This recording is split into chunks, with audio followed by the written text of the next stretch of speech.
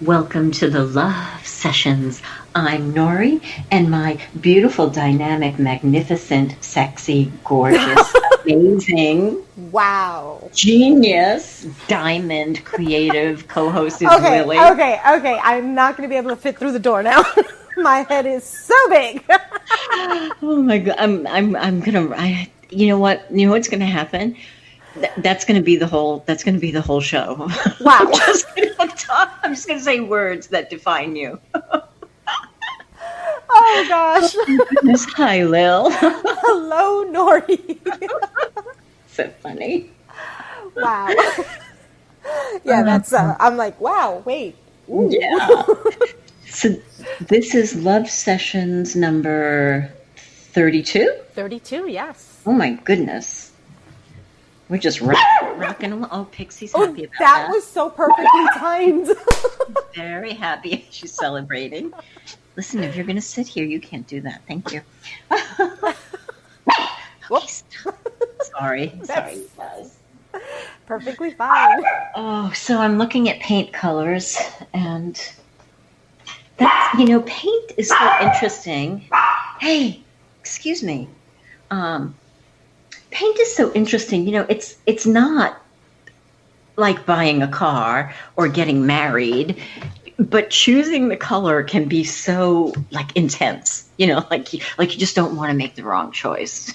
Right. Well, I guess we're talking about paint colors for your new home? Yes, like your wall colors? Okay, yeah. Oh yeah. Yeah. It's so I've got the color swatches spread out everywhere, and it's so funny. And I'm consulting with my friends, like, what do you like? And like, oh yeah, that lavender is my color. And I thought, isn't it funny how we sort of, I don't know, like own or covet a color? And have you ever had somebody say, oh yeah, that's my color? Like when you say, oh man, purple's my favorite color. And you're like, oh yeah, that's my color.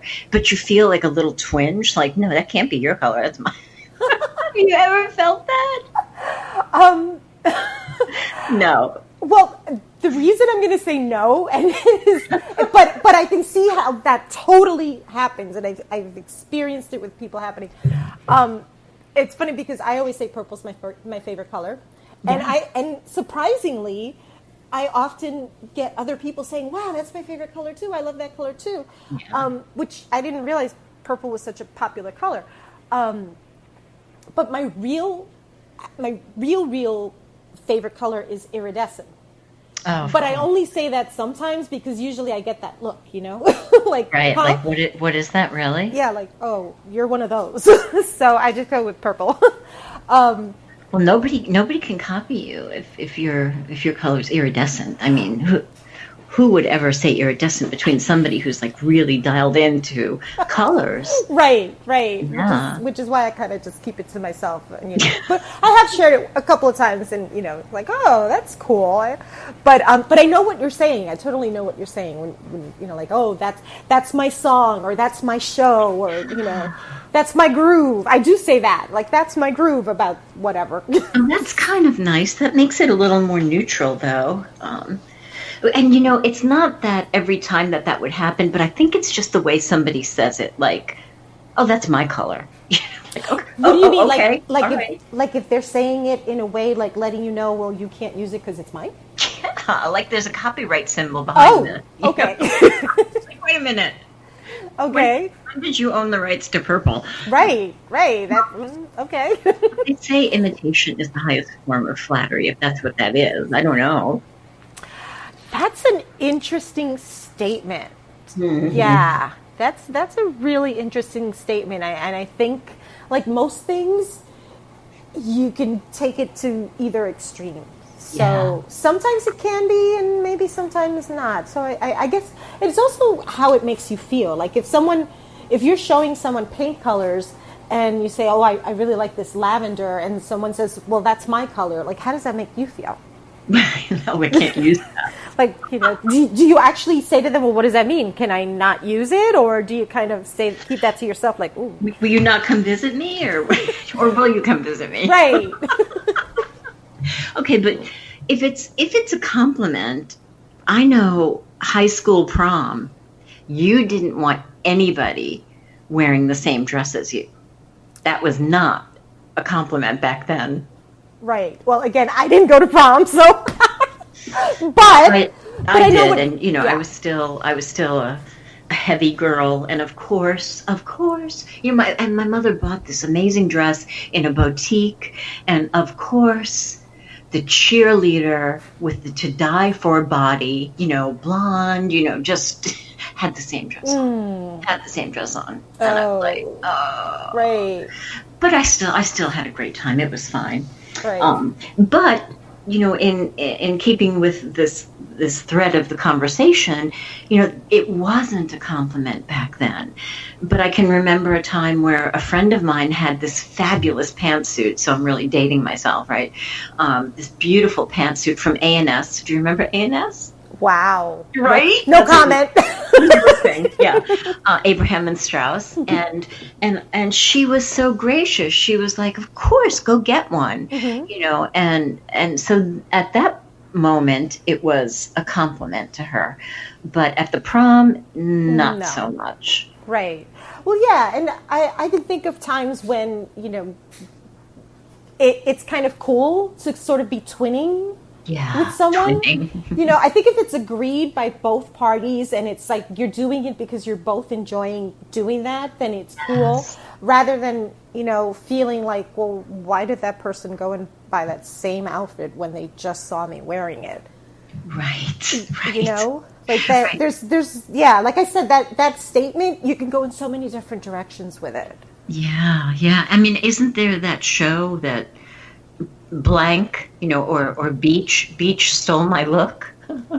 Isn't that something? I don't know. I heard it somewhere. I don't know. Or maybe it's just a column in a magazine or something, but it's she stole, cleaning that up. She stole my look. Stole my look. Yeah. I was just, when you were talking about the prom dress, I was thinking of those things on the magazines, when they have who wore it better, who wore it best or something. And it's like, oh, that's so cruel. It is so cruel, and it's really kind of subjective because there's a lot of times where I choose the one who wasn't the winner. I just think that she did do it better. It's so subjective. Oh yeah, me too. Yeah, so it's subjective. So yeah, it's that statement is a little no, it's a lot. There's a lot to unpack there. Mm-hmm. And it's always bringing it back to you as the love sessions, bringing it back to bringing love back to you and how you feel in a certain situation, because it can feel flattering. Yes. It can feel like it brings you closer to someone if you both agree to dress in the same colors to an event or something like that, or it can feel a bit aggressive. Yeah, sort aggressive. of like what you were describing about prom. That, to me, when you were describing that felt aggressive. Yeah. And painful. It felt like it was a painful thing. It was a little stingy. Mm-hmm. It was a little stingy. Yeah, it stung. That's interesting. That's a good word, though. Aggressive, and I guess I just being an Aquarian, and I always surprise myself with my choices in everything. Mm-hmm. I can't get that warm, fuzzy feeling about wanting to copy somebody. Like, it doesn't, I don't know, it feels a little bit stale to me. Okay. I know, you're like, silence. I need more words. Huh? I need more words. You need more. So I'm never going to steal your look, right? So I'm even if I see a look that I like, inevitably it will always have a twist to it, so it's not that exact same look. Like, I don't know. I'm not comfortable I don't want to look like anybody else. That's probably the bottom line. Well, yeah, I'm right there with you, 100%. Yeah. 100%. As a Virgo, I think it's just deep-seated in me to be unique, to kind of stand out from the crowd. Yes. And sometimes I'm almost like, okay, just kind of shuffle a little bit closer to the crowd, and then something pushes me like, no. I can't do it. That is not your comfort zone. That's right. Yeah. And I like that. It is about comfort zone, and I am not flowing, in an outfit that isn't uniquely mine. Mm-hmm. Yeah. I like that about me. Yeah. I just discovered that. Yeah. And it's a really good place to be. My daughter, who's 16, going on 17, and at that age, there's a lot of that, following the trend and, a certain look, and she's so uniquely her own person, especially when it comes to fashion. I mean, even I, as her mom, will be in stores sometimes, and I'll see things that I'm like, oh my God, that'll look so cute on her, but yet I know, You're like, nope. No. But I love that about her, and I hope that she carries that forward through her life, because it is a beautiful thing to have. It can be really challenging to hold on to, though, because we kind of live in a world where we're being mirrored everywhere, and so it's almost like some mirrors are flattering. Yes. And then you have those kind of funhouse type mirrors, like not so flattering. You know what I'm saying? So with people, it's that same way. Like if someone is kind of copying you or something, or you feel that, does it feel good?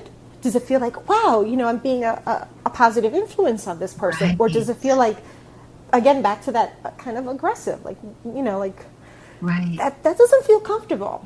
Yes, it doesn't feel comfortable.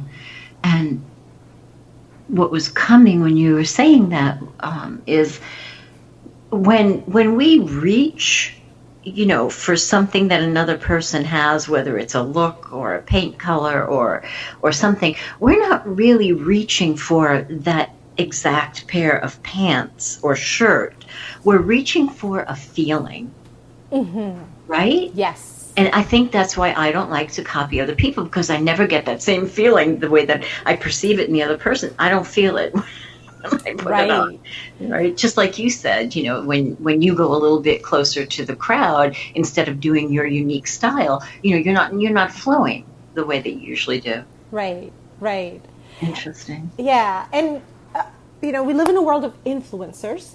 Yes. Good where, point. Their job, really, there it is, the word influence, is to influence people to really copy them, to buy the things that they are promoting, to buy the outfit that they're wearing because the sponsor, is paying them to get people to say, oh, I want that outfit, or, oh, I want that, shade of lipstick, or I want that purse. Or so they make a whole career out of influencing people to copy them.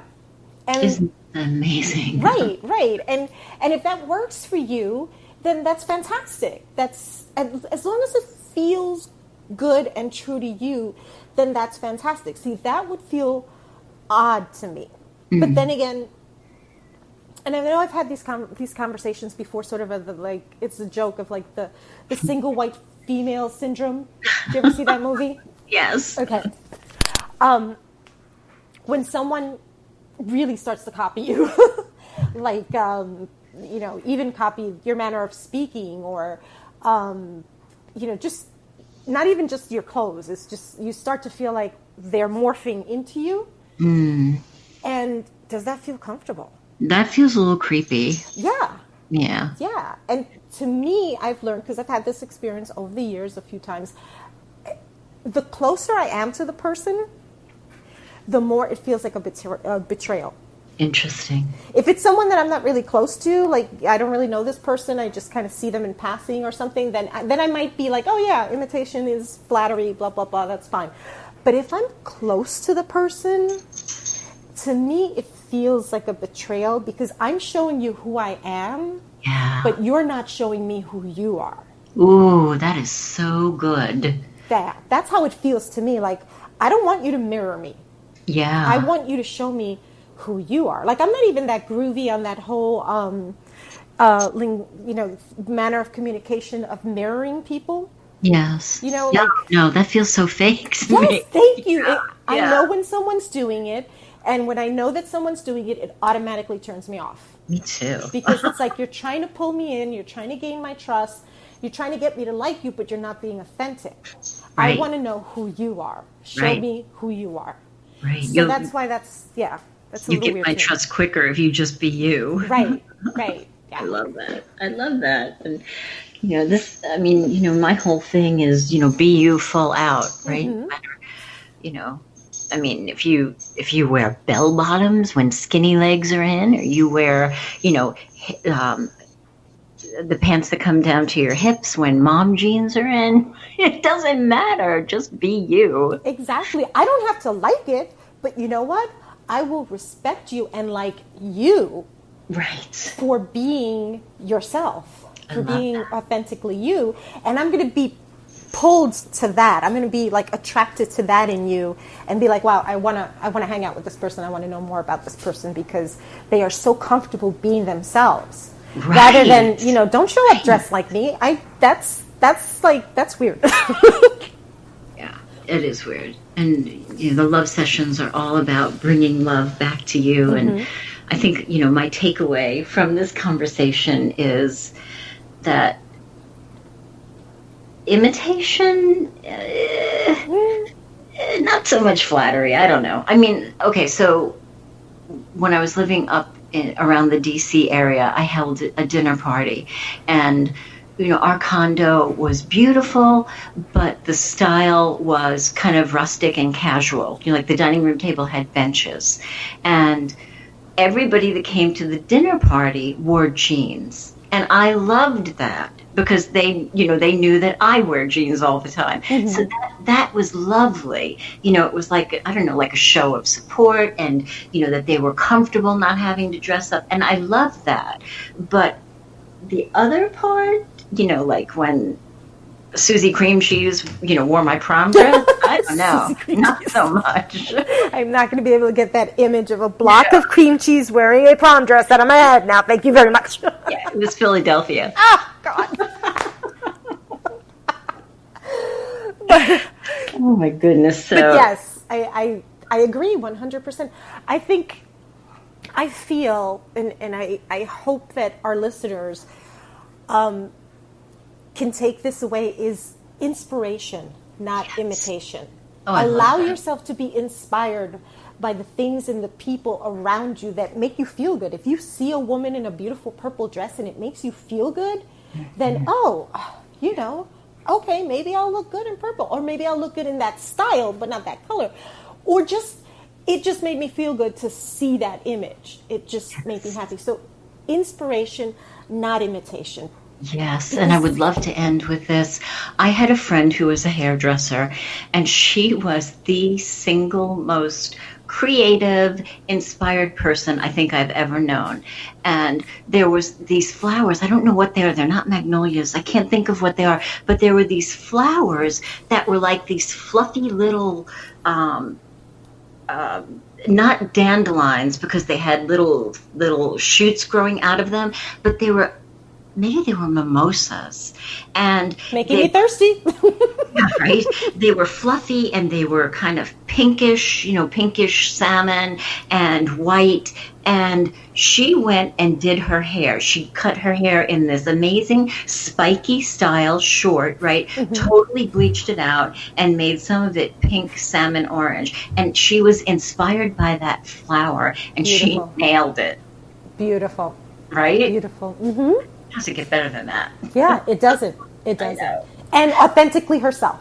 Exactly. Which gives anybody else permission, maybe not to do that exact same thing, but gives them permission to, oh, wow, maybe I can, try that thing that I've been wanting to try, but I was afraid to, and it'll look good. It's a beautiful thing. Yeah, I love that story. Step out. Let's go make mimosas. Oh, yeah, I'm thirsty. If you said margarita, I was out. All right. All right, we'll go do that instead. Bye. All right.